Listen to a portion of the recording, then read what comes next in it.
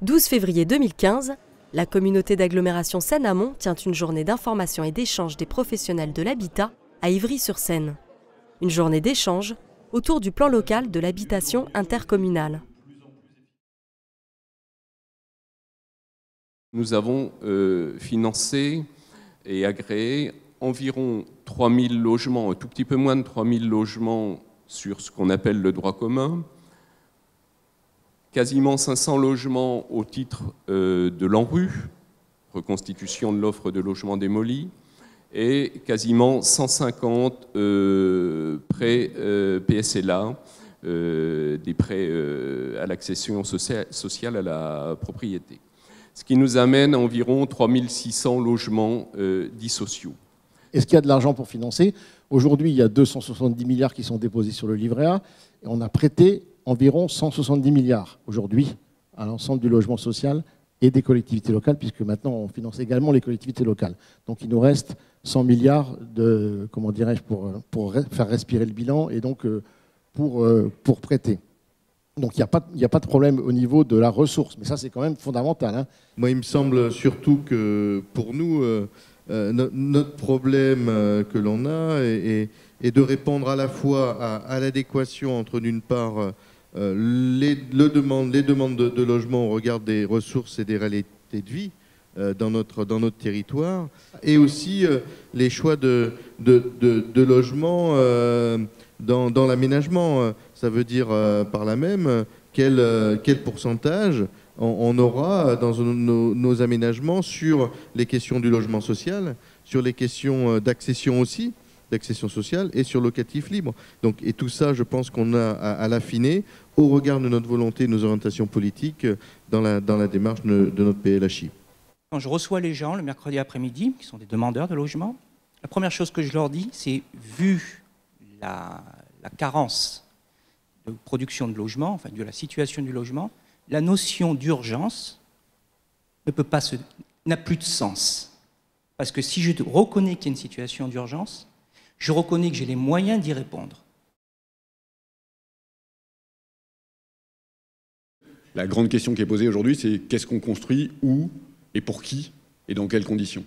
Et donc nous, il est sûr que le deuxième PNRU ne se développera pas dans les mêmes conditions. C'est-à-dire qu'on ne sera pas seulement dans juste on a des moyens importants et on va juste intervenir et puis faire du jeu. On va demander vraiment, je crois que c'est ça la question, des projets de développement intégré, des territoires où nos quartiers reprennent naturellement leur place. Le lieu est très important. L'anthropologie urbaine du lieu où on se positionne, où on regarde, est hyper importante.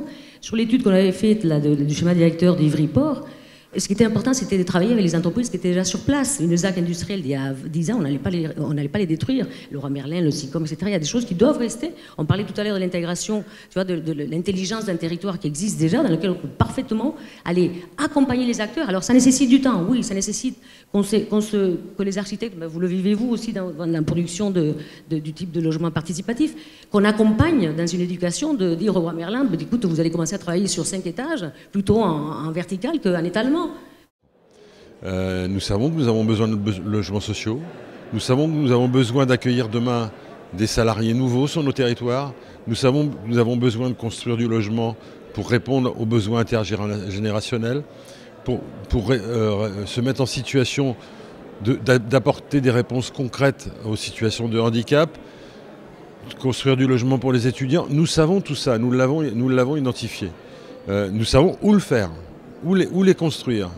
Nous savons de ce point de vue, mais maintenant ce qu'il faut, c'est qu'on obtienne les concours financiers, les participations nécessaires, d'un côté pour construire du logement social, mais si on veut aussi construire de la mixité dans les quartiers, nous aider à porter la construction d'équipements. Il y a des volontés politiques, en tout cas au niveau de la Seine-Amont, de vouloir faire effectivement progresser le logement, de l'intégrer dans une triptyque avec le transport, avec l'emploi, c'est nécessaire et indispensable.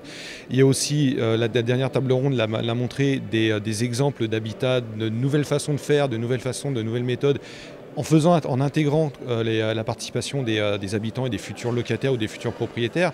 Oui, donc il y a des messages d'espoir. Maintenant, effectivement, s'il n'y a pas l'arrière-fond politique national d'aide, publique et d'aide réelle financière, on ne sait pas où ça mènera réellement.